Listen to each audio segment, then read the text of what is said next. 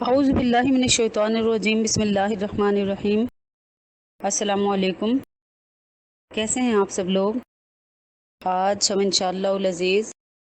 چھٹے پارے کا 12واں رکوع مکمل کریں گے۔ چلیے نکال لیجئے۔ یا ایھا الذین آمنو، اے ایمان والو، لا تتخذوا الیہود والنصارى، نہ بناؤ یہود اور نصارہ کو اولیاء اپنا دوست، بعضهم اولیاء بعض، وہ بعض آپس میں بعض کے دوست ہیں، یعنی وہ آپس میں ایک دوسرے کے دوست ہیں۔ وَمَن يَتَوَلَّهُمْ، اور جو کوئی تم میں سے دوستی کرے، منکم ان سے، فَإِنَّهُ مِنْهُمْ، تو وہ انہی میں سے ہے۔ إِنَّ اللَّهَ لَا يَهْدِي الْقَوْمَ الظَّالِمِينَ، بے شک اللہ ہدایت نہیں کرتا ظالم لوگوں کو۔ آج کا رکوع جو ہے وہ چھوٹا سا ہی ہے، 6 آیات پہ مشتمل ہے، اور اس رکوع کے بارے میں کچھ تھوڑا سا آپ پہلے بھی کچھ آیتیں پچھلی صورتیں جو آپ پڑھ آئے ہیں ان میں بھی گزری تھی، اسی کے حوالے سے یہ آیت میں پھر ادا کیا گیا ہے کہ اللہ تعالیٰ نے 3 اہم جو ہے نا وہ اصول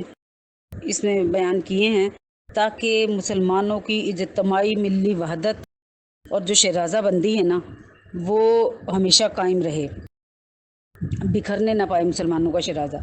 اول یہ کہ غیر مسلموں سے رواداری، ہمدردی، خیر خواہی، عدل و انصاف، احسان سلوک سب کچھ کیا جائے،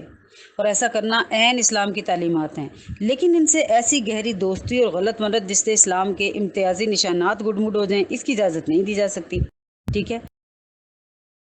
پھر اگر کوئی شخص کسی جگہ مسلمان اس بنیادی اصول سے ہٹ ہی جائیں اور ان کو اپنا دلی دوست بنا لیں، تو اگلی آیتوں میں آپ پڑھیں گے کہ اللہ تعالیٰ کو پھر کوئی نقصان نہیں پہنچ رہا ان کے اس طرح کرنے سے، نہ کوئی پہنچ سکتا ہے۔ کوئی قوم اگر اللہ تعالیٰ کی نافرمانی پہ ہی کمر باندھ لے، حدود شریعہ کو توڑنے میں ہی اپنا کمال جانے، تو کیا ہو، اسلام کو چھوڑ دیا تو چھوڑ دیا، اللہ تعالیٰ اس قوم کو تباہ کر کے ایک نئی قوم لے آیا، اور وہ اس بات پہ قادر ہے، تاریخ گواہ ہے، قرآن پاک کے اوراق شواہد ہے اس بات کے کہ اسی طرح سے ہی ہوتا رہا ہے، یہ سنت اللہ ہے۔ اب دیکھیے کہ اللہ تعالیٰ نے یہاں چھپے الفاظ میں یہ بھی بتا دیا ہے کہ مسلمان کی دوستی تو صرف اللہ تعالیٰ اور اس کے رسول پر ایمان لانے والوں کے ساتھ ہو سکتی ہے، کہ جو اللہ پہ ایمان رکھے، اس کے رسولوں پہ ایمان رکھے، تو وہ اس قابل ہے کہ ان سے دوستی کی جائے۔ بہرحال یہ تھوڑا سا میں نے آپ کو مختصراً جو پیچھے گزرا تھا وہ میں نے بتایا ہے۔ اس آیت کا اگر آپ شان نزول جاننا چاہیں تو شان نزول کے بارے میں کہا جاتا ہے کہ نبی پاک صلی اللہ علیہ وسلم جب مدینہ منورہ میں تشریف لائے، یہ تفسیر ابن جریر جو ہے نا ان سے روایت کیا ہوا ہے کہ جب نبی پاک صلی اللہ علیہ وسلم مدینہ منورہ میں تشریف لائے نا، تو ان کے ظاہر یہودی اور نصارہ یہ لوگ تھے نا، تو ان لوگوں نے نبی پاک صلی اللہ علیہ وسلم سے ایک معاہدہ کر لیا تھا کہ نہ، اسلام تو نہیں یہ لوگ لے کر آئے تھے، لیکن یہ کر لیا تھا کہ نہ ہم آپ کے خلاف خود لڑیں گے، اور اگر کوئی قوم آپ سے لڑنے آئی تو ہم اس قوم کی مدد نہیں کریں گے، بلکہ آپ کو تقویت دیں گے اور آپ کے ساتھ مل کے اس کو مار بھگائیں گے جو آپ لوگوں پر آئے گا۔ اسی طرح مسلمانوں کا بھی ان سے معاہدہ تھا کہ اگر کوئی فریق جو ہے وہ ان فریق پر، یہ جو بنو قریظہ وغیرہ تھے، کہ ان پر اگر یہ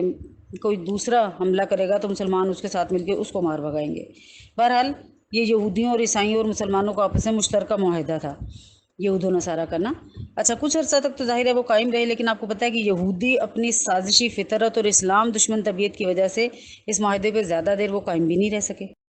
اور پھر انہوں نے کیا کیا کہ مشرکین مکہ کو جو ہے نا وہ سازش کر کے تو اپنے قلعہ میں بلانے کے لیے خط لکھا کہ چلو مل کے مسلمانوں کے اوپر دھاوا بولتے ہیں۔ جب رسول اللہ صلی اللہ علیہ وسلم کو اس سازش کا انکشاف ہوا تو آپ نے ان کے مقابلے کے لیے ایک دستہ مجاہدین کا بھیج دیا۔ اب یہ جو بنو قریظہ کے یہودی تھے نا، وہ ایک طرف تو مشرکین مکہ سے ساز باز کر رہے تھے، آپ کہہ لیں کہ سازشیں کر رہے تھے مسلمانوں کے خلاف، اور دوسری طرف منافق بن کے، یہ منافق تو ہوتے ہی وہ ہے نا جو دل سے اسلام نہ لائے اور اوپر اوپر سے وہ اپنے آپ کو مسلمان کہے، تو کیا تھا کہ یہ مسلمان بن کے نا مسلمانوں میں گھسے ہوئے تھے اور مسلمانوں سے دوستی کے معاہدے کرتے تھے۔ اس طرح کیا کرتے تھے کہ مسلمانوں کے خلاف جو ہے نا ان کو مشرکین مکہ کو جا کے خبریں دیتے تھے، یعنی دوستی کی آڑ میں جڑیں کاٹتے تھے۔ اس پر یہ آیت نازل ہوئی کہ جس میں مسلمانوں کو اللہ تعالیٰ نے متنبہ فرما دیا کہ یہود و نصارہ کو گہری دوستی کے قابل نہ سمجھو، کہ یہ مسلمانوں کی خاص خبریں معلوم نہ کر سکیں، انہیں اتنا اپنے قریب مت آنے دو کہ اپنی جنگی تدبیریں یا کوئی بھی جو آپ احتیاطی تدابیر استعمال کر رہے ہوتے ہیں دشمنوں کے خلاف، تو وہ ان تک ہو جائیں، یعنی ان سے دلی مودت قائم نہ رکھو۔ پیچھے بھی آپ پڑھے ہیں نا کہ ان سے دلی مودت جو قائم رکھے گا وہ انہی میں گنا جائے گا۔ پھر کچھ لوگ تو ایسے تھے نا کہ نبی پاک صلی اللہ علیہ وسلم کے جو صحابہ کرام تھے نا، ان میں حضرت عبادہ بن صامت جو تھے نا، ان کی اللہ تعالیٰ نے بڑی تعریف بیان فرمائی، کیونکہ انہوں نے تو کھلے طور پہ ان لوگوں سے اپنا معاہدہ ختم کر لیا، حالانکہ ان کے اپنے جو رشتہ دار تھے نا وہ مشرکین مکہ کے قبضے میں ہی تھے۔ لیکن بہرحال اتنا ایمان اللہ تعالیٰ ہم سب کو بھی دے کہ ان نے تو خاص اعلان کر دیا کہ میں تو ترک موالات کا اعلان کرتا ہوں۔ اور بعض لوگ ایسے تھے کہ جن کے دل میں ابھی کچا ایمان تھا، تو ان لوگوں نے کیا کہا کہ ہم جو قطع تعلق ہے وہ نہیں کر سکتے، کیونکہ اگر مشرکین اور یہود کی سازش کامیاب ہوگی اور مسلمان مغلوب ہو گئے تو ہمیں ان لوگوں سے جو ہے نا وہ ایسا معاملہ رکھنا چاہیے کہ اس وقت ہمارے لیے مصیبت نہ بن جائیں بلکہ ہمارے یہ کام آئیں۔ جو عبداللہ بن ابی بن سلول نے اسی بنا پر کہا تھا کہ ان لوگوں سے قطع تعلق میں مجھے خطرہ ہے، اس لیے ایسا نہیں کر سکتا، تو اللہ تعالیٰ نے یہاں پہ مسلمانوں کو اس پہلی آیت میں منع فرمایا کہ ان لوگوں سے، یہود و نصارہ سے یا غیر مسلم سے دلی مودت اور تعلق نہ رکھو۔ پھر آگے چلیے، فطر الذین، پھر تو دیکھے گا ان کو، فی قلوبہم مرض، ان کے جن کے دلوں میں مرض ہے، بیماری ہے، یسارعون فیہم یقولون نخشا، دوڑ کر ملتے ہیں ان سے، یعنی بھاگ دوڑ کرتے ہیں ان سے ملنے کی، یقولون نخشا، کہتے ہیں کہ ہم کو ڈر ہے، ان تصیبنا، کہ نہ آ جائے، دائرۃ، ہم پر گردش زمانے کی۔ وہی بات جو میں نے آپ کو پہلے بتائی کہ اگر مسلمان مغلوب ہو گئے تو چلو پناہ کے لیے یہ لوگ تو بچے رہے نا ہمارے ساتھ، اس لیے ہم دوستی ان سے گانٹ کے رکھیں۔ فعسى اللہ ان یأتی بالفتح، سو قریب ہے کہ اللہ جلد ظاہر فرما دے فتح، او امر من عندہ، یا کوئی حکم اپنے پاس سے، فیصبحوا علی ما اسروا، تو لگے پچھتانے جو کچھ چھپا ہوا ہے ان کے دل میں، انفسہم نادمین، اس پر پچھتانے۔ اب یہاں پہ یعنی ترک موالات کا شرعی حکم سن کر بھی جن لوگوں کے دلوں میں نفاق کا مرض ہے وہ اپنے کافر دوستوں کی طرف دوڑنے لگتے ہیں اور کہتے ہیں کہ ان سے قطع تعلق کرنے میں تو ہمارے لیے خطرات ہی خطرات ہیں۔ تو اللہ تعالیٰ نے ان کے جواب میں کیا فرمایا کہ فَعَسَى اللَّهُ أَن يَأْتِيَ بِالْفَتْحِ أَوْ أَمْرٍ مِّنْ عِندِهِ فَيُصْبِحُوا عَلَىٰ مَا أَسَرُّوا فِي أَنفُسِهِمْ نَادِمِينَ، یعنی یہ لوگ اپنے خیال میں پکے ہیں کہ مشرکین اور یہود مسلمانوں پر غالب آ جائیں گے، لیکن اللہ تعالیٰ فیصلہ فرما چکا ہے کہ ایسا نہیں ہوگا، بلکہ قریب ہے کہ فتح جو ہے نا وہ مکہ فتح ہی ہو جائے، یا فتح مکہ سے پہلے اللہ تعالیٰ نے منافقین کے نفاق کا پردہ ہی چاک کر دے، ان کو رسوا کر دے۔ تو اس وقت یہ لوگ اپنی مخفی خیالات پر نادم ہو گئے کہ ہاں ہم نے کیوں ان کے ساتھ دوستیاں گانٹ کے رکھی۔ یہ اللہ تعالیٰ نے فتح مکہ سے پہلے اس کی خوشخبری سنا دی تھی۔ مسلمانوں کے دلوں میں جو تذبذب پایا جاتا تھا کہ اگر ان سے ہم بگاڑ پیدا کر لیں گے تو ہمارے لیے آئندہ چل کے نقصان ہوگا، تو اللہ تعالیٰ نے یہاں کھول کر بتا دیا۔ وَيَقُولُ الَّذِينَ آمَنُوا، اور کہتے ہیں مسلمان، هَؤُلَاءِ الَّذِينَ أَقْسَمُوا، یہ وہی لوگ ہیں جو قسمیں کھاتے تھے باللہ، اللہ کی، جہد ایمانہم، اللہ کی تاکید سے پکی قسمیں، انہم لمعکم، کہ ہم تمہارے ساتھ ہیں، حبطت اعمالہم، برباد ہو گئے ان کے عمل، فاصبحوا خاسرین، پھر رہ گئے وہ نقصان اٹھانے والوں میں سے، یا ہو گئے خسارہ پانے والوں میں سے۔ اب دیکھیے کہ اللہ تعالیٰ نے فرمایا کہ جب منافقین کے نفاق کا پردہ چاک ہوگا، ان کی دوستی کے دعووں اور قسموں کی حقیقت کھلے گی، تو مسلمان حیرت میں رہ جائیں گے اور کہیں گے کہ کیا وہی ہیں جو ہم سے اللہ تعالیٰ کے متعلق قسمیں کھا کے دوستی کا دعویٰ کرتے تھے، اور آج ان کا یہ حشر ہوا کہ ان کے سب اسلامی اعمال جو محض دکھلاوے کے لیے کیا کرتے تھے وہ بھی ضائع ہو گئے۔ اللہ تعالیٰ نے ان آیات میں جو فتح مکہ اور منافقین کی رسوائی کا ذکر فرمایا تھا نا ابھی جو میں نے آپ کو بتایا تھا، تو وہ چند روز بعد ہی سب کی آنکھوں نے دیکھ لیا تھا۔ اچھا آپ دیکھیے کہ کافروں سے دوستی کبھی بھی کہیں بھی بہرحال کام نہیں آتی ہے، نقصان ہی پہنچاتی ہے۔ آہستہ آہستہ آہستہ آہستہ آپ کفر کو پسند کرنے لگتے ہیں، کیونکہ اپنے مذہب پہ ہمارا اتنا مطالعہ نہیں ہوتا، ہماری جو ہے نا وہ اس پہ گرپ نہیں ہوتی، تو کیا ہوتا ہے کہ ہمیں ان کے جو جس کو کہتے ہیں نا کہ وہ ان کے جو رسومات ہیں، ان کے مذہبی جو عقائد ہیں وہ ہمیں اچھے لگنے لگتے ہیں، آہستہ آہستہ آہستہ آہستہ ہم اسی طرف دوڑتے ہیں۔ پھر ایک کھلی حقیقت تو ہم سب ہی جانتے ہیں، تاریخ کی کتابوں میں بھی پڑھی ہے اور ہمارے آباء و اجداد بھی بتاتے رہتے ہیں، ہر گھر میں کوئی نہ کوئی ایسا ضرور موجود ہے جس نے یہ باتیں بتائی ہوں گی، اور یہ باتیں آپ کو کوئی ایسا بھی نہیں لگے گا کہ آپ کہیں گے جھوٹی لکھی ہوئی ہیں، نا آپ یہ کہیں گی کہ یہ ایسی پرانی بات ہے، پتہ نہیں اس وقت ایسا ہوا تھا کہ نہیں ہوا۔ کہ جو ان لوگوں کی دوستی ہوتی ہے، یہ آپ دیکھیے کہ انڈیا پاکستان جس وقت ڈیوائیڈ ہوا ہے تو اس وقت سکھوں سے اور ہندوؤں سے جن کی نسل در نسل دوستی چلی آ رہی تھی، تو انہوں نے کیا کیا تھا؟ کتنے ڈرامے، کتنے موویز، کتنی تاریخ کی کتابیں، کتنی نانیاں دادیاں یہ قصے سناتی ہوئی جو ہیں وہ دکھائی دیتی ہیں ہر گھر میں، کہ ان لوگوں نے کس طرح سے اس اعتبار کو، اس اعتماد کو، جو اس دوستی کے بلبوتے پہ ایک دوسرے کے ساتھ تھا، جو ایک دوسرے کے بیاہ شادیوں میں اتنا دینا لینا تھا، بچوں کی پیدائش پہ خوشی غمی میں ہر طرح سے شریک ہوتے تھے، کہ انہوں نے کتنا دغا کیا، کتنی غداری سے کام لیا مسلمانوں کو یہ کہہ کے کہ آپ ہمارے گھر میں محفوظ ہیں، اور بلوائیوں کو بلوایا اور ان کو جو ہے وہ آلو توریوں کی طرح کٹوا دیا تھا۔ کیا اس بات پہ آپ کو یقین نہیں ہے؟ چلے قرآن پاک کی بات تو یہ ہوئی نا کہ کس نے پڑھا، کس نے دیکھا، کس نے کیا، یہ تو آپ کے سامنے کے واقعات ہیں نا، کتنے لوگ اس بات پہ شاہد ہیں۔ اگرچہ جو قرآن پاک کی آیتیں ہیں اللہ تعالیٰ اس پر گواہ ہے، نبی گواہ ہے، فرشتے گواہ ہے، اور یہ ہر چیز جو ہے اس کائنات کی وہ اس بات کی دلیل ہے کہ قرآن پاک بالکل حرف بہ حرف جو ہے وہ حق اور سچ بات بیان کرتا ہے۔ لیکن فار سیک آف آرگومنٹ میں آپ سے کہتی ہوں کہ آپ یہ کہیں کہ چلیں یہ کافروں کی اور منافقوں کی اور ان کی یہود و نصارہ کی جو دوستی اور دشمنی کے قصے ہیں یہ تو ہماری آنکھوں سے بڑے اوجھل ہیں، لیکن کیا انڈیا پاکستان کے یہ قصے آپ کی آنکھوں سے اوجھل ہیں؟ کیا آپ نے نہیں سنے کہ یہ لوگ اعتماد کے قابل ہیں ہی نہیں؟ یہیں سے آپ اندازہ لگا لیں کہ انڈیا پاکستان کا واقعہ تو بعد میں ہوا ہے نا، اور قرآن کریم کتنے 100 سال پہلے کا ہے۔ تو آپ دیکھ لیں اللہ تعالیٰ نے اس وقت منع فرما دیا تھا کہ ان لوگوں سے، غیر مسلموں سے دلی لگاؤ اور مودت نہیں رکھنا، یہ قابل بھروسہ نہیں ہے۔ اولیاء بعضهم بعض، یہ آپس میں ایک دوسرے کے دوست ہیں، آپس میں ایک ہیں۔ اس وقت بھی جہاں مسلمانوں کو کہیں بھی نقصان پہنچانے کی باری آتی ہے تو سارا جو بلاک کافروں کا ہے وہ اکٹھا ہو جاتا ہے، بھلے آپس میں ان کی کتنی بھی دشمنیاں ہوں، ایک دوسرے کے خون کے پیاسے ہوں، ایک دوسرے کے لیے کتنے بھی بیان دے رہے ہوں، لیکن یہ سارے بلاک مسلمانوں کے خلاف اکٹھے ہو جاتے ہیں۔ تو اللہ تعالیٰ نے ان سے دوستی سے اسی لیے منع فرمایا کہ یہ کبھی بھی وفادار نہیں ہو سکتے۔ اور پھر اللہ سے سچی کس کی بات ہوگی؟ یہ آیت پڑھا ہے نا آپ پیچھے کہ اللہ سے سچی کس کی بات ہوگی؟ اللہ تعالیٰ نے اتنے 100 سال پہلے فرما دیا، تو پھر ہم اپنی آزمائشوں میں اور اپنے آپ پہ بھروسہ کرتے نہیں، ہمارے بڑے اچھے ٹرم ہیں، ہمارے بڑے اچھے ٹرم ہیں۔ ان اچھے ٹرمز کا کیا بنا تھا، کیسے کیسی کہانیاں جنم لیں، اور کس طرح سے خواتین نے خودکشی کی، اور کس طرح سے سارے باپ بھائی معصوم بچوں اور عورتوں کے سامنے کٹوا دیے گئے، یہ باتیں کسی سے ڈھکی چھپی نہیں ہیں۔ تو غیر مسلموں سے دوستی، اگر آپ اس لیے بچے رہیں غیر مسلموں سے دوستی، دیکھیں اللہ تعالیٰ نے اچھا سلوک کرنے سے منع نہیں فرمایا،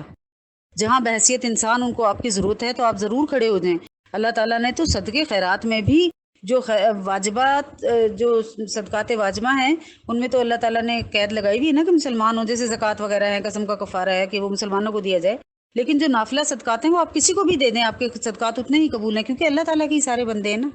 تو ان کی مدد کرنے سے کوئی نہیں روک رہا، لیکن اپنا اتنا دل ان کو دے دینا کہ اپنی کمزوریاں ان کو بتانا یا اپنے لیے ان کو شیلٹر سمجھنا اللہ کو چھوڑ کے۔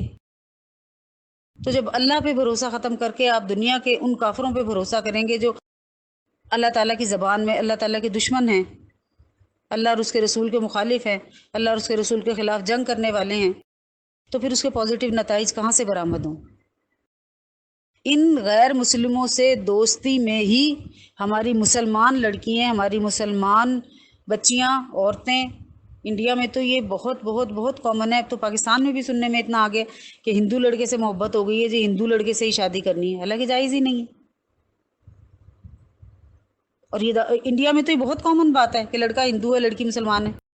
یا لڑکا مسلمان ہے لڑکی ہندو ہے، جبکہ مرد کے لیے بھی صرف کتابیہ سے شادی جائز ہے، ہندو سے تو جائز ہی نہیں ہے، کافر سے تو جائز ہی نہیں ہے۔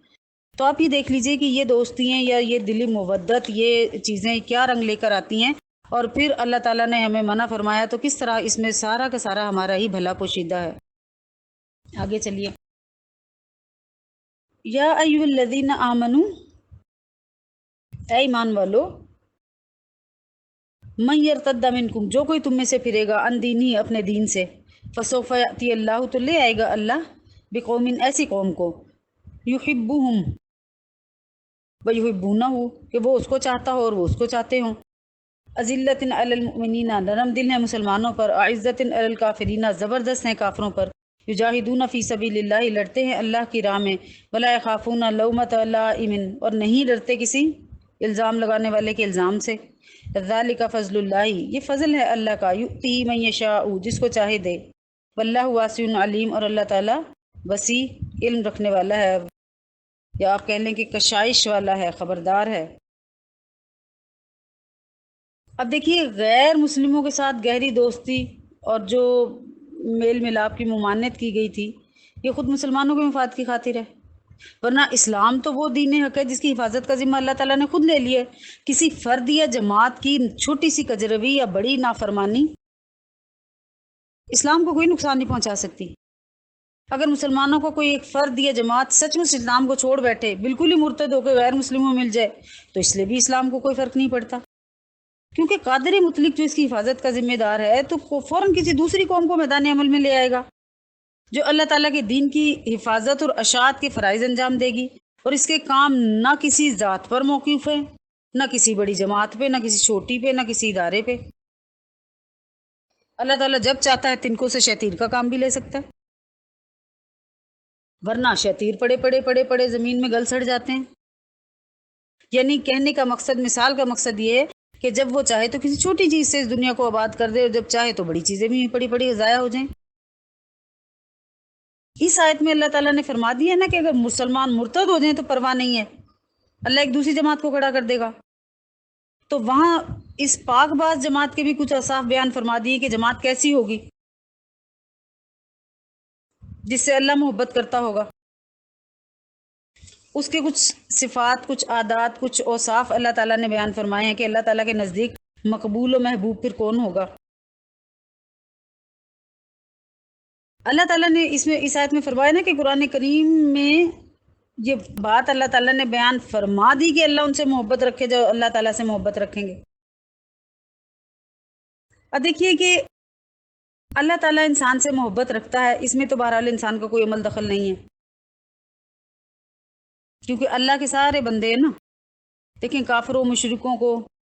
جو ہر وقت اس کی جو ہے نا توحید کی دھجیاں اڑاتے ہیں، ان کو بھی اللہ تعالیٰ یہی سورج، یہی زمین، یہی چاند، روشنی، پانی، ہوا، ہر چیز ان کو دیے ہوئے ہے نا۔ ان کے لیے بھی درخت پھل پھول اگاتے ہیں، زمین فصلیں پیدا کرتی ہیں، جانور دودھ دیتے ہیں، وہ گوشت حاصل کرتے ہیں۔ دنیا کی ہر نعمت جو اللہ تعالیٰ نے مسلمانوں کو دی ہوئی ہے، ان کو بھی دی ہوئی ہے نا۔ تو اس میں تو کیونکہ اللہ کے بندے جو ہیں سارے بنائے جو اللہ تعالیٰ نے ہیں، لیکن کچھ ایسی چیزیں ہیں کہ ہم اللہ تعالیٰ سے کیسے محبت کریں۔ اب جو اس کے اللہ تعالیٰ کی محبت کے جز جو ہیں وہ ان کو اختیار کرنا انسان کے اختیار میں ہے۔ اگر وہ ان اسباب کا استعمال کرے جن سے اللہ تعالیٰ کی محبت جڑی ہوئی ہے، تو لازمی ہے کہ اللہ تعالیٰ کے اس قول کے مصادق انسان ہو جائے کہ کل ان کنتم تحبون اللہ فاتبعونی یحببکم اللہ، یعنی اے رسول آپ لوگوں کو بتلا دیجئے کہ اگر تم اللہ تعالیٰ سے محبت کرتے ہو تو میرا اتباع کرو۔ اس کا نتیجہ یہ ہوگا اللہ تعالیٰ تم سے محبت فرمانے لگیں گے۔ ہمیں اللہ سے محبت کرنی ہے نا، تو ہمیں پتہ لگ جائے کہ اللہ تعالیٰ ہم سے محبت کرتا ہے، تو پھر ان اجزاء پہ عمل کریں۔ یہ جو جز جڑے ہوئے ہیں اللہ تعالیٰ کی محبت کے ساتھ، ان کو کھوجنے کی کوشش کریں کہ وہ کیا چیزیں ہیں جن سے ہم اللہ سے محبت کریں۔ کیسے پتہ چلے کہ ہم اللہ سے محبت کرتے ہیں؟ اللہ تو ہم سے محبت کرتا ہی ہے نا، کتنا بھی نافرمان، میں نے آپ کو بتایا نا کہ ہم تو مسلمان ہیں نا، نافرمانی کے زمرے میں آتے ہیں نا، جو کافر ہیں۔ سانس تو وہ بھی لے رہے ہیں، جسم کی ہڈیاں تو ان کی بھی اتنی ہیں، بلڈ تو ان کے بھی اس میں اسی طرح سرکولیٹ کر رہا ہے، بچے تو ان کے بھی اسی طرح پیدا ہوتے ہیں، ہم سے اچھے پیدا ہوتے ہیں، ٹال، ہائٹڈ، سکن اچھی، آنکھیں اچھی، بال اچھے، سب کچھ اچھا ان کا، ذہن بھی بہت اچھے۔ تو اب ہمیں کیسے پتہ چلے کہ اللہ ہم سے محبت کرتا ہے؟ تو کس طرح کہ ہم ان اجزاء سے جڑ جائیں کہ ہم اللہ سے محبت کریں، اور اگر ہم ان سے جڑے رہے تو آپ سمجھ لیں کہ اللہ ہم سے محبت کرتا ہے۔ جب آپ ایک دفعہ اللہ کہتے ہیں نا، تو دوسری دفعہ اللہ کہنے کی قوت، طاقت تبھی ملتی ہے جب اللہ تعالیٰ نے پہلے اللہ کہنے کو قبول فرما لیا، اور جب اس نے قبول فرما لیا تو آپ کی طرف متوجہ ہے، اور جب وہ آپ کی طرف متوجہ ہے تو وہ آپ سے محبت رکھتا ہے۔ پھر اس میں شک نہ کیجیے۔ آپ اس وقت بیٹھ کے جو یہ لیکچر سن رہے ہیں نا، تو اللہ تعالیٰ آپ سے محبت فرماتا ہے، تو اللہ تعالیٰ نے آپ کو دل میں یہ بات ڈالی کہ آپ نے وقت نکالا۔ اللہ تعالیٰ آپ پہ عام بندوں سے زیادہ مہربان ہے اس وقت کہ آپ اپنے بہت سارے کام کاج، مصروفیات چھوڑ کے اس لیکچر کو سن رہے ہیں۔ یہ اللہ تعالیٰ کے عند اللہ مقبول ہونے کی دلیل ہے۔ کہ آپ اللہ کے نزدیک مقبول ہیں، تو اللہ تعالیٰ نے آپ کو اتنے اچھے کام کے لیے چن لیا۔ پڑھنا پڑھانا نبیوں پیغمبروں کا کام ہے۔ اللہ تعالیٰ کو دو ہی طرح کے لوگ پسند ہیں، یا پڑھنے والے یا پڑھانے والے۔ اللہ تعالیٰ ہم ان دو میں ہی ہمیشہ ہمیں رکھے کہ ہم کچھ نہ کچھ اللہ کا دین پڑھتے رہیں یا پڑھاتے رہیں، اور اللہ کے پسندیدہ ترین بندوں میں شامل ہو جائیں۔ تو جو شخص یہ چاہتا ہے کہ اللہ تعالیٰ اس سے محبت فرمائے، تو اس کو چاہیے کہ سنت رسول صلی اللہ علیہ وسلم کو اپنی زندگی کا محور بنا لے، اور زندگی کے ہر شعبے، ہر کام میں سنت کے اتباع کا بہت زیادہ اہتمام کرے۔ تو اللہ تعالیٰ کا وعدہ ہے کہ وہ اس سے محبت فرمائیں گے۔ ابھی جو میں نے آیت پڑھی تھی، قل ان کنتم تحبون اللہ فاتبعونی یحببکم اللہ، بتایا تھا نا ابھی۔ پھر اس سے یہ بھی معلوم ہو گیا کہ کفر اور ارتداد کا مقابلہ وہی جماعت کر سکے گی جو خود سنتوں پہ عمل پیرا ہوگی، نہ احکام شریعہ کی تعمیل میں کوئی کوتاہی کرے، اور نہ اپنی طرف سے خلاف سنت اعمال کو اور بدعات کو جاری کرے۔ خواہ کسی چیز کو نیک عمل کر کے لوگوں میں پھیلا دینا، پھر لوگ اس کو دین کا حصہ سمجھنے لگے، اصل دین مٹ کے رہ جائے، اور جو بدعتیں آپ نے جاری کی تھی، ہم نے جاری کی، وہ ساری کی ساری زندہ رہیں۔ جیسے اصل کسی بھی چیز کی جو جیسے ہمارے ہاں جو بدعتیں جاری ہوئی ہیں 10ویں 40ویں کی، سالانہ برسی کی، کچھ جگہ میں نے سنا ہے 20واں بھی ہوتا ہے 10ویں کے بعد، اور پھر جو ہے نا وہ 40ویں کے بعد کوئی 2 مہینے کا بھی ختم ہوتا ہے۔ تو اس کی اصل اور جڑ اور بنیاد کیا ہے کہ مردے کو اصالے ثواب کرنا ہے نا۔ وہ آپ کسی بھی طرح کر لیں، کھانا پکا کے مسجد میں بھجوا دیں، کسی غریب محلے میں بانٹ دیں، چپکے سے بھی تو ہو سکتا ہے نا یہ، لیکن ہم سارے افراد کو اکٹھا کر کے اور ایک دن تاریخ مقرر کر کے، اور پھر اس کے اوپر آ کے تو قرآن پاک کے کچھ سپارے، کچھ آیتیں، کچھ قل اللہ، کچھ کلمہ، کچھ درود شریف کچھ پڑھا جاتا ہے۔ میں اس کو ناجائز نہیں کہہ رہی ہوں، لیکن اس کو ہم نے رسم بنا دیا ہے نا، تو اصل دین مٹ گیا۔ اصل جو اب اس میں وہ بیچارے مارے گئے جن کے پاس نہیں ہے کہ وہ اتنے لوگوں کے کھانے کا اہتمام کریں، تو وہ اگر ہم چپ کر کے اپنی بہت ساری دیگیں، ہم بہت صاحب حیثیت ہیں، مسجدوں میں، یتیم خانوں میں، غریبوں میں بانٹ دیں، تو یہ رسم نہ پڑے۔ اور یہ تو سلسلہ تو چلتا ہی رہے گا نا، صدقہ جاریہ تو ان کے لیے ہوتا ہی رہے گا نا۔ اصالے ثواب کی تو ہر طرح سے گنجائش ہے، کھانا کھلا کے کریں، قرآن پڑھ کے کریں، بسم اللہ کہہ کے کریں، ایک دفعہ استغفر اللہ کہہ کے کریں، اپنی دعاؤں میں کریں۔ اللہ تعالیٰ نے اصالے ثواب کے لیے تو رب اغفر لی وللمؤمنین والمؤمنات کہا ہے نا، وللوالدی وللمؤمنین والمؤمنات، والدین پہلے آ گئے اور پھر مومن مرد اور مومن عورتیں آ گئی مغفرت کی دعا میں۔ اللہ میاں نے تو اس کام کو بڑا ہلکا رکھا ہوا تھا نا، اپنی استطاعت کی حد تک ہر شخص کر لے، لیکن ہم نے اس کو رسم و رواج میں ڈال کے اتنا زیادہ بڑھا دیا ہے کہ کچھ معصوم لوگ اس کو دین کا حصہ سمجھ کے کرتے ہیں کہ اگر یہ نہ کیا تو ہم گنہگار ہوں گے۔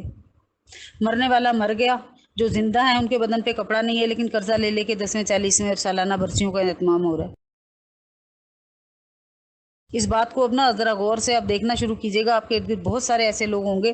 کہ جو برسی اور 10ویں 40ویں کے لیے قرضہ لیتے ہیں، کیونکہ ہم نے ان رسموں کو اتنا بڑھا دیا ہے کہ ان بیچاروں کو، سادہ لوگوں کو یہی نہیں سمجھ آتی کہ دین کا اس سے کوئی تعلق نہیں ہے۔ اگر وہ 1 یا 2 بندوں کا کھانا اپنے گھر سے پکا کے کسی کو کھلا دیں گے تو تب بھی ان کے ثواب میں کوئی کمی نہیں ہے، کیونکہ ان کی اتنی ہی حیثیت ہے۔ اس سب میں ہم برابر کے ذمہ دار ہیں۔ آج کے بعد آپ بھی سوچیے گا، میں بھی سوچوں گی۔ پھر اللہ تعالیٰ نے بتایا اذلۃ علی المؤمنین عزت علی الکافرین، یعنی مومنین پر تو نرم دل ہوں گے اور کافروں کے لیے وہ سخت ہوں گے۔ اب یہاں پہ ایک بڑی اہم بات بتائیے کہ لوگ مسلمانوں کے سامنے نرم ہوں گے،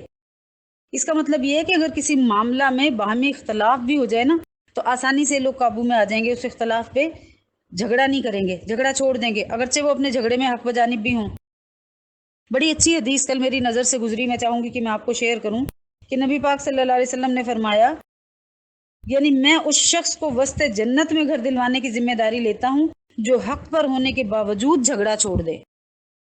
اس ایک ہی حدیث پہ عمل کر لیں تو ہمارے سارے خاندانی مسائل جو ہیں وہ حل ہو جائیں، رشتے ناطے توڑنے، قسمیں کھانے، لڑائیاں جھگڑے، روٹھنا منانا سب ختم ہو جائیے کہ حق پہ ہونے کے باوجود جو جھگڑا چھوڑ دے تو میں اس کو جنت کے وسط میں گھر دلوانے کی جو ہے نا وہ ذمہ داری لیتا ہوں، کسی کونے خدرے میں نہیں، اچھی جگہ پہ گھر بنوانے کی میں ذمہ داری لیتا ہوں۔ جنت سے اچھا گھر کس کا ہوگا؟ چھوٹے چھوٹے ہم گھر بنا کے کتنے خوش ہوتے ہیں نا، جنت کے بڑے سے گھر، اعلیٰ ترین نعمتیں، تو اللہ تعالیٰ سے ہم ان چیزوں کی طرف جانے یا ان چیزوں کو مانگنے کے سامان کیوں نہ کر لیں۔ کہ حق بجانب ہوتے ہوئے بھی جو اپنے حق سے دستبردار ہو جائے تو وہ جھگڑا چھوڑ دے تو اللہ تعالیٰ کا نبی اس کو جنت میں گھر دلوانے کی ذمہ داری لیتا ہے۔ خلاصہ یہ ہوا کہ مسلمانوں کے درمیان اگر کوئی جھگڑا، اس میں بھائی بہن بھی سب سے پہلے مسلمان ہی ہے نا، تو بھائی بہنوں کا بھی سب سے پہلے جو ہے وہ رتبہ آتا ہے۔ اپنے حقوق اور معاملات میں کوئی جھگڑا نہ رکھیں۔ دوسرا جو لفظ عزت للکافرین، یعنی یہ کافروں پر یا دین کے مخالفوں کے مقابلے میں سخت اور قوی ہیں اور وہ لوگ ان پر قابو نہیں پا سکیں گے۔ اور دونوں جملوں کو ملانے کا حاصل یہ نکل آیا کہ ایک ایسی قوم ہوگی جس کی محبت اور عداوت اور دشمنی، دوستی اپنی ذات اور ذاتی حقوق اور معاملات کی بجائے صرف اللہ اور اس کے رسول اور اس کے دین کی خاطر ہوگی۔ اسی لیے ان کی لڑائی کا رخ اللہ اور اس کے رسول کے فرمانبرداروں کی طرف نہیں ہے، بلکہ دشمنوں اور نافرمانوں کی طرف ہے۔ اب آپ دیکھیے اللہ تعالیٰ نے تیسری صفت جو فرمائی نا کہ یجاہدون فی سبیل اللہ، یعنی دین حق کی اشاعت اور برتری کے لیے جہاد کرتے ہیں، تبلیغ کرتے ہیں۔ جیسے کوئی بات اچھی کسی کو بتا دی، اب جہاد سے مراد ہرگز یہ نہ سمجھے گا کہ کوئی تلوار ہی لے کے نکلے گا تو جہاد ہو گیا۔ آپ اپنی نجی محفلوں، میٹنگوں میں، چایوں میں، جو بھی آپ فنکشن کرتے ہیں، ٹیم میں کوئی گیٹ ٹوگیدر ہوتی ہے، اس میں بہت سارے برانڈڈ کپڑے، جوتے، فیشن، میک اپ، ساسوں کی برائیاں، نندوں کی چالاکیاں اور ہمسایوں کی برائیاں اور پتہ نہیں ہم کیا کیا کر رہے ہوتے ہیں، تو اس میں اگر کوئی آپ نے اچھی بات کر دی تو آپ نے یہ بھی جہاد کیا۔ اپنی نجی محفلوں میں خواتین کے حساب سے، کیونکہ خواتین کو میں ایڈریس کر رہی ہوں، تو زکوٰۃ وغیرہ کے مصارف اور زکوٰۃ وغیرہ کے مسائل کو اچھی طرح سے جان کر یہ لوگوں میں بتایا کریں۔ خواتین زکوٰۃ دینے میں بہت کاہلی اور سستی کا جو ہے وہ مظاہرہ کرتی ہیں، اور پھر اس میں پکڑ بہت زیادہ ہے، اور خواتین کے لیے اگر زیور ہے یعنی ان کی ذاتی ملکیت ہے تو پھر اس کی ہی پکڑ ہے، پھر خامند کی، سسرال کی، سسر کی، ان کی پکڑ نہیں ہے۔ تو اپنی نجی محفلوں میں خواتین نماز اور یہ خاص طور پر یہ زیور وغیرہ کی زکوٰۃ کے متعلق آپ بات کر سکتے ہیں، تو آپ یجاہدون فی سبیل اللہ میں شامل ہو سکتے ہیں۔ اب دیکھیے کہ کفر کے مقابلے میں صرف معروف قسم کی عبادت گزاری، نرم اور سخت ہونا کافی نہیں ہے، بلکہ ضروری ہے کہ اقامت دین کا جذبہ بھی ہو۔ تو اسی جذبے کے تحت اللہ تعالیٰ نے بتا دیا نا۔ اچھا پھر کیا ہوتا ہے اگر آپ کوئی ایسی بات کریں نا، بڑی پیاری اللہ تعالیٰ نے بھی آگے بات کہی ہے، میں آپ کو بتاتی ہوں کہ جب کوئی آپ ایسی بات کریں تو ابھی سننے والے نا ایک محفل میں سن لیں گے، دوسری پھر کہیں لو یہ تو مولوی صاحب آگے، انہوں تو کوئی نہ کوئی بات ہی چھڑے رکھنی ہے، مزہ ہی خراب کر دینا محفل کا۔ تو اللہ تعالیٰ نے بتا دیا وَلَا يَخَافُونَ لَوْمَةَ لَائِمٍ، یعنی اقامت دین اور کلمہ حق کے سر بلند کرنے کی کوشش میں یہ لوگ کسی ملامت کی پرواہ نہیں کرتے۔ پھر کسی نے آپ کو مولوی کہہ دیا تو کیا بگڑ گیا آپ کا؟ کچھ نہیں بگڑا نا، لیکن آپ کی بات لوگوں تک پہنچ گئی، اور ہو سکتا ہے جو 10 خواتین تھیں ان میں سے کوئی ایک ہی عمل کر لے، اب نہ کرے، سال بعد کرے، 2 سال بعد کرے، زندگی میں کسی موقع پہ اسے یہ بات یاد آئے اور اس کو پتہ چلے ہاں یہ بات درستی ہو تب عمل کر لے، تو آپ کے لیے تو صدقہ جاریہ ہو گیا نا۔ تو پھر کسی چیز کی پرواہ نہ کیا کریں،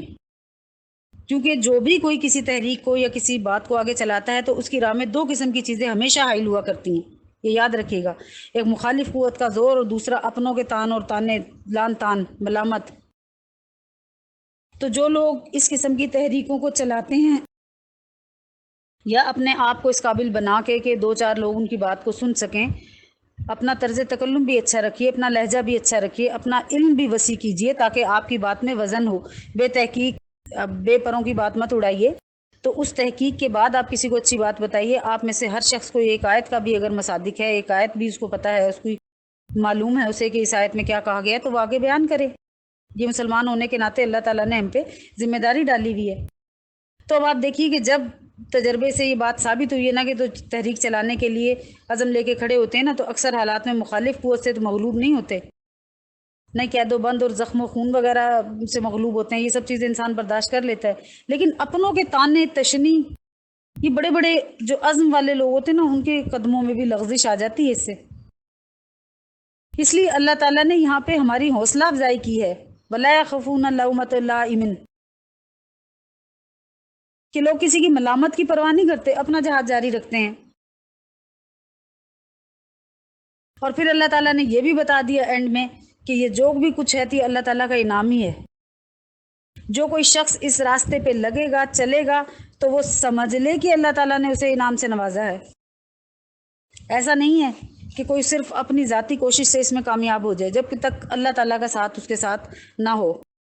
کتنے ہی اہل علم جن کے پاس ڈھیر علم ہے، وہ چپ کر کے کونے میں پڑے رہتے ہیں کیونکہ وہ بولنے کی طاقت نہیں رکھتے، وہ 4 لوگوں میں جو ہے وہ بات کرنے کا حوصلہ نہیں رکھتے۔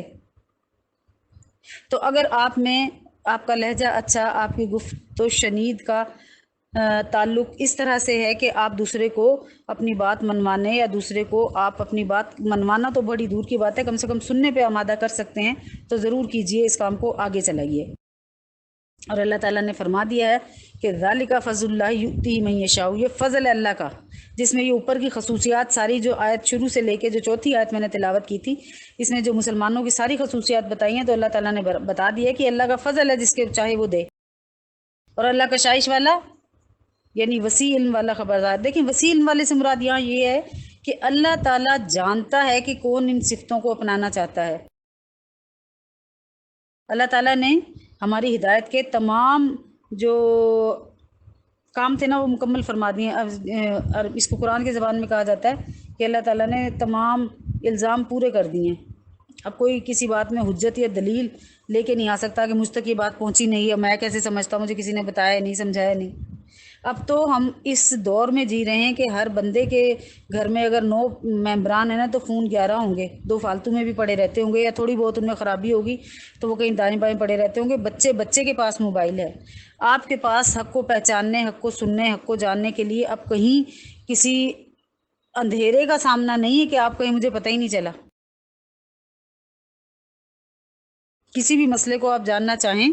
تو آپ اس میں ہر طرح کی آراء، ہر طرح کی جو رائے ہے نا وہ ایک کلک کے دوری پر آپ کے پاس ہے۔ اگر آپ چاہتے ہیں اس فیلڈ میں آنا، اگر آپ چاہتے ہیں کچھ کرنا، تو اللہ تعالیٰ نے جو آپ کو وسائل دے رکھے ہیں ان پر غور کرنا شروع کیجئے، اور سوچئے کہ دینے والی ذات کے لیے آپ نے کیا کیا۔ سارے وسائل اللہ تعالیٰ نے دیے۔ یہ ٹیلی فون جس پہ آپ میرا اس وقت پیغام سن رہے ہیں، جس وقت آپ تفسیر سن رہے ہیں، یہ ٹیلی فون پتہ نہیں آپ کے پاس کتنے سالوں سے ہوگا، لیکن اب اس وقت آپ سن رہے ہیں نا، تو آپ نے اس ٹیلی فون کو، اللہ تعالیٰ نے جو آپ کو دیا تھا نا اس نعمت کو، آپ نے اس کا حق ادا کر دیا کہ جس ہستی نے یہ سب کچھ آپ کے لیے ارینج کیا، اس کے لیے آپ نے بہرحال آدھا گھنٹہ نکال لیا۔ اللہ تعالیٰ مجھے اور آپ کو عمل کی توفیق بھی عطا فرمائے، آمین۔ آگے چلیے، انما ولیکم اللہ ورسولہ، بے شک تمہارا جو رفیق ہے، جو ولی ہے، وہ تو اللہ اور اس کا رسول ہی ہے۔ والذین آمنوا، اور وہ جو ایمان والے ہیں، الذین یقیمون الصلاۃ، وہ جو قائم رکھتے ہیں نماز، یا قائم کرتے ہیں نماز، یا قائم ہیں نماز پر، وَيُؤْتُونَ الزَّكَاةَ، اور دیتے ہیں زکوٰۃ، وَهُمْ راکعون، اور وہ رکوع کرنے والے بھی ہیں۔ وَمَن يَتَوَلَّ اللَّهَ، اور جو کوئی دوستی رکھے اللہ و رسول، اس کے رسول سے، وَالَّذِينَ آمَنُوا، اور وہ جو ایمان والے ہیں، فَإِنَّ حِزْبَ اللَّهِ هُمُ الْغَالِبُونَ، تو یہی ہے اللہ کی جماعت، اور وہ سب پر غالب ہوں گے۔ یہ 5ویں اور 6ٹھی جو آیت میں نے آپ کے سامنے تلاوت کی ہے، چھوٹی سی ہی دونوں آیتیں تھیں، تو میں نے اکٹھی تلاوت کر دی ہے کہ ان کا جو ہے وہ تفسیر بھی ایک جیسی ہے، کہ اللہ تعالیٰ نے مثبت طور پہ یہاں بتا دیا کہ مسلمانوں کو گہری دوستی اور رفاقت خاص کا تعلق جن سے ہو سکتا ہے وہ کون لوگ ہیں۔ سب سے پہلے اللہ تعالیٰ، اور پھر اس کے رسول۔ در حقیقت مومن کا ولی اور رفیق ہر حال میں، ہر صورت میں اللہ تعالیٰ ہی ہے، وہی ہو سکتا ہے۔ اسی کے تعلق کے سوا ہر تعلق، ہر دوستی فانی ہے۔ کتنا گہرا دوست، کتنا گہرا رشتہ، بہرحال ایک دن چھوڑ جاتا ہے۔ اور رسول اللہ صلی اللہ علیہ وسلم کا جو تعلق ہے وہ بھی در حقیقت اللہ تعالیٰ کا تعلق ہے، اس سے الگ نہیں ہے۔ پھر تیسرے نمبر پر یعنی اللہ اور اس کا رسول، اللہ پہلا، دوسرا رسول، اور پھر تیسرے نمبر پہ کون لوگ ہیں کہ مسلمانوں کے رفیق اور مخلص دوست، جو صرف نام کے مسلمان نہیں ہیں، سچے پکے مسلمان ہیں۔ اللہ تعالیٰ نے 3 صفتیں بھی ان کی بیان فرما دی۔ ذرا آج کے لیکچر میں غور کیجئے گا، ہم دوستی کن کن لوگوں سے کرتے ہیں، اور جب دوستی کرتے ہیں تو کیا دوستی کی یہ صفات جو اللہ تعالیٰ نے بیان فرمائی ہیں کہ دوستی کرنے سے پہلے ان چیزوں کی طرف توجہ کرو، یا یہ چیزیں دوست میں ہونی چاہیے، مسلمان کا دوست ایسا ہونا چاہیے، تو دیکھیے گا ذرا، ہم ایسے ہمارا جو حلقہ یا باب ہے اس میں ایسے دوست ہیں، یا دوستی سے پہلے یا رغبت کرنے سے پہلے ہر مسلمان سے رغبت کرنی چاہیے، اس میں کوئی شک نہیں ہے، لیکن جس سے آپ بہت زیادہ دوستی یا رشتہ داری کرنا چاہتے ہیں، یا کسی بھی قسم کا بہت آنا جانا رکھتے ہیں، تو کیا اس میں یہ 3 صفات ہیں؟ آج کے بعد آپ بھی غور کیجئے گا، میں بھی۔ اول یہ کہ وہ نماز کو پورے آداب و شرائط کے ساتھ پابندی سے ادا کرنے والا ہو۔ ہم میں سے کتنے ہم خود نمازی ہیں؟ پہلے تو خود کو دیکھیے کہ ہم میں سے کتنے ہم خود نمازی ہیں، 5 میں سے کتنی نمازیں ہم پڑھتے ہیں، اور جس سے ہم نے دوستی کی ہے وہ ہے کہ اس کو نماز کا عطا پتہ ہے، کبھی دوستوں میں بیٹھ کے نماز کی شرائط اور نماز کے حقوق اور فرائض جو ہیں اللہ تعالیٰ نے وہ ان کو بھی ڈسکس کر لیا کیجیے۔ ایک دوسرے کو بتانے اور سکھانے سے بہت فرق پڑتا ہے، لیکن سب سے پہلی بات جو ہے کہ وہ آپ کے پاس کامل علم ہو۔ بے شمار کتابیں چھپی ہوئی ملتی ہیں، تو ان چھپی ہوئی کتابوں کو بار بار پڑھ کے اپنے آپ میں اتنا ملکہ پیدا کیجئے کہ آپ خود بھی نمازی ہوں اور دوسروں کو بھی اس طرف لے کر آئیں۔ تو میں بات کر رہی تھی کہ اللہ تعالیٰ نے جو 3 صفات بیان کی ہیں، علامات بیان کی ہیں سچے پکے مسلمان کی، تو وہ دیکھ لیجئے کہ دوستی ہم نے کس سے کرنی ہے کہ نماز کو پورے آداب و شرائط کے ساتھ پابندی کے ساتھ ادا کرنے والا ہو۔ دوسرا یہ کہ وہ اپنے مال میں سے زکوٰۃ ادا کرنے والا ہو۔ یہاں تو آ کے بہت سارے لوگ پھنستے ہیں، مال کی زکوٰۃ بہت سارے لوگ نہیں دیتے ہیں تو آدھی پججی پوری نہیں دے پاتے، اس کے لیے مختلف تعویلیں گھڑ رکھی ہیں۔ میرے سسر کے قبضے میں سارا زیور ہے، وہی دیتا ہے زکوٰۃ۔ اچھا اب میں کیسے دوں اتنے زیور کی زکوٰۃ؟ تو نہ دے گا تو میرا سسر گناہ گار ہوگا، مجھے تو پہننے کے لیے کبھی کبھی ملتا ہے، تو وہ ہے تو انہیں کے قبضے میں نا۔ کسی قریبی مفتی مولوی سے اس کے جو ہے نا وہ جا کے مسائل معلوم کیجئے کہ کتنا آپ کے قبضے میں ہے اور کتنا آپ کو تصرف کا اختیار ہے۔ اگر آپ کو اس کو تصرف کا اختیار نہیں ہے، واقعی سسر کے قبضے میں ہے، تو واقعی اس کا سسر دیندار ہے۔ لیکن اگر آپ کے قبضے میں ہے اور آپ جہاں بھی کہیں شادی بیاہ ہو تو بڑا مٹک کے سیٹ تو پہن کے چلی جاتی ہیں، تو اس کی سالانہ زکوٰۃ کا جو ہے وہ حساب آپ نہیں رکھتی ہیں۔ کچھ لوگ یہ کہتے نظر آتے ہیں کہ ہم زکوٰۃ اس لیے نہیں دیتے کہ زیور اتنا سارا ہے، اس کی زکوٰۃ دیں تو بہت سارا پیسہ چاہیے، تو آپ اسی زیور میں سے کوئی رنگ کوئی ایئر رنگ کوئی چین بیچیں اور اس کی زکوٰۃ ادا کریں، اس سے پہلے کہ وہ سانپ پگھلا کے بنائے جائیں اور جو ہے نا وہ ہاتھوں اور پیروں کو داغا جائے۔ تو اس کا ایک تھوڑا سا جو عملی ایک تجربہ میں آپ سے کہہ رہی ہوں کہ سونے کی چوڑیاں پہن کے کسی دن ذرا جس ہاتھ میں چوڑیاں آپ کے ہیں نا اس ہاتھ سے ہنڈیا کو بھون کے دکھائیں گرمیوں میں۔ آپ اس دنیا کی آگ جو 70 سمندروں میں اللہ تعالیٰ نے بہا کے ٹھنڈی کر کے بھیجی ہوئی ہے نا، تو اس آگ کے اوپر 5 منٹ ہنڈیا کی بھنائی کر کے آپ دکھا دیں، یا روٹی 2 یا 4 بنا کے دکھائیں، تو آپ کو پتہ چلے کہ جس ہاتھ میں سونے کی چوڑیاں ہیں وہ کتنا تپ رہا ہے۔ تو اس آگ سے بچیے جس پر پگھلا کے ہمیں داغا جائے گا۔ آگے چلیے، تیسرے کیسے لوگ ہوتے ہیں؟ تیسری صفت کیا ہوتی ہے کہ متواضع ہوتے ہیں، یعنی تکبر نہیں کرتے، نہ اپنے اعمال خیر پہ ناز کرتے ہیں اور نہ اپنی دنیاوی جو اللہ تعالیٰ نے ان کو دولت دے رکھی ہے اس پہ تکبر کرتے ہیں، نہ اپنے علم پہ تکبر کرتے ہیں۔ تکبر تو اس دنیا کا پہلا گناہ تھا نا جو اس نے کیا ہے شیطان نے، اور پھر اس کا کیا حال کیا، راندا گیا نا، وہ جنت جیسی جگہ سے نکال دیا گیا۔ تو ایسے لوگ جو تکبر بھی نہ کرتے ہوں، نماز کے پابند ہوں، زکوٰۃ ادا کرتے ہوں، ان کو اللہ تعالیٰ نے کہا ہے کہ یہ وہ مسلمان ہیں جو دوستی کے قابل ہیں۔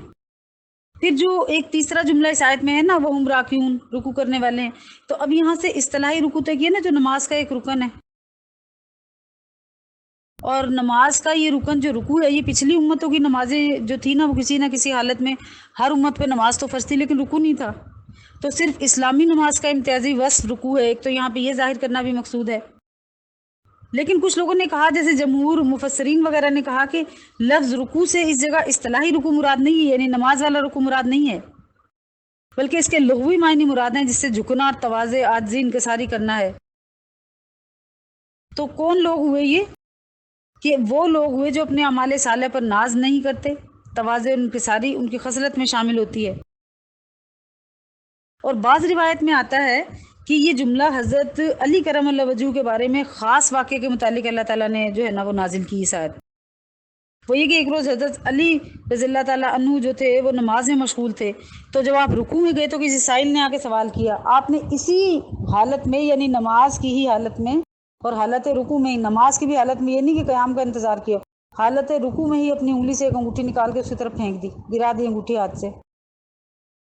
اب وہ جو غریب فقیر تھا اس کی ظاہر ہے حاجت روائی ہو گئی، تو حضرت علی کو اتنی دیر بھی لگانا پسند نہ آیا کہ جتنی دیر میں نماز مکمل کرتے اور پھر اس کو سلام پھیر کے اس کو وہ انگوٹھی دے دیتے۔ یہ جو مسابقت فی الخیرات ہے نا، یہ اللہ تعالیٰ کو پسند آئی، اور اللہ تعالیٰ نے اس جملہ کے ذریعے اس کی قدر افزائی فرمائی۔ بہرحال کچھ جو ہے نا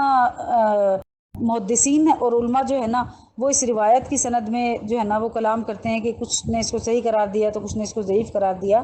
بہرحال مسلمانوں کی گہری دوستی کے لائق نماز و زکوٰۃ کے پابند عام مسلمان ہیں۔ تو اگر عام مسلمان اس بات کے ہیں تو نبی پاک صلی اللہ علیہ وسلم کا یہ اتنا پیارا داماد بھی اور چچا کا بیٹا بھی اور انہی کا پاس پلا ہوا بھی حضرت علی کرم اللہ وجہ جو ہے نا، وہ سب سے زیادہ دوستی کے مستحق ہیں، کیونکہ نبی پاک صلی اللہ علیہ وسلم نے فرمایا کہ جس کا میں دوست ہوں علی بھی اس کے دوست ہیں۔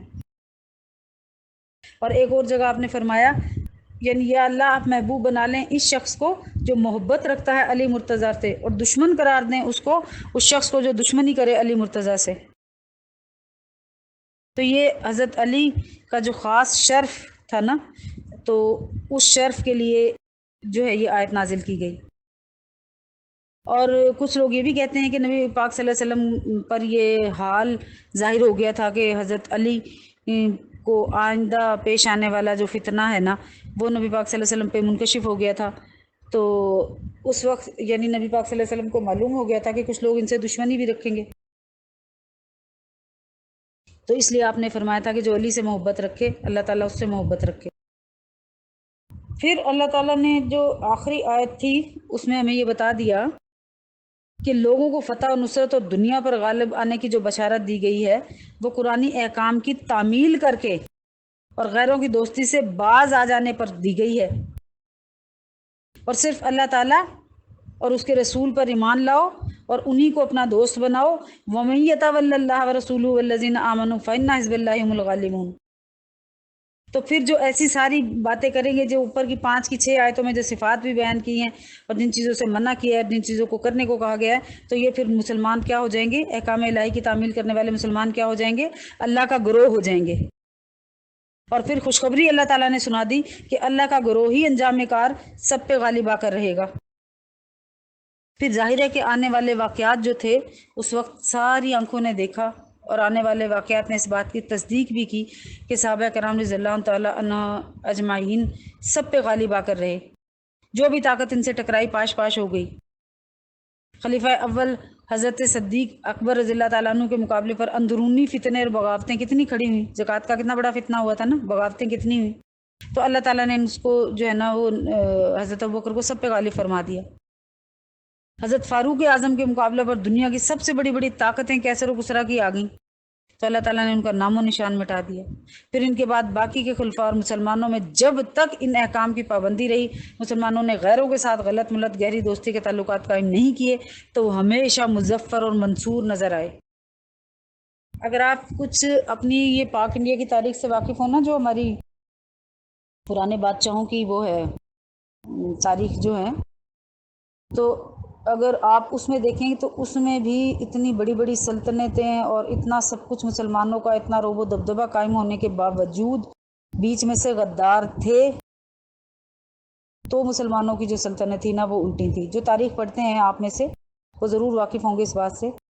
تو جب بھی مسلمانوں نے زوال کی طرف وہ آئے ہیں نا، تو وہ اللہ تعالیٰ کے احکامات کی کھلی خلاف ورزی کی وجہ سے ہی ان کو زوال نے چھوا ہے، ورنہ اللہ تعالیٰ کا وعدہ آج بھی اپنی جگہ قائم ہے کہ جو اللہ اور اس کے رسول کو دوست رکھے تو اللہ اس کا جو وہ گروپ میں شامل ہو جائے، وہ اللہ کا حزب بن جائے، حزب اللہ کہلائے، تو حزب اللہ ہمیشہ غالب اور منصور ہی رہے گا۔ اللہ تعالیٰ مجھے اور آپ کو جو کچھ سنا پڑھا اس پر عمل کرنے کی توفیق عطا فرمائے، آمین۔ وآخر دعوانا ان الحمد للہ رب العالمین۔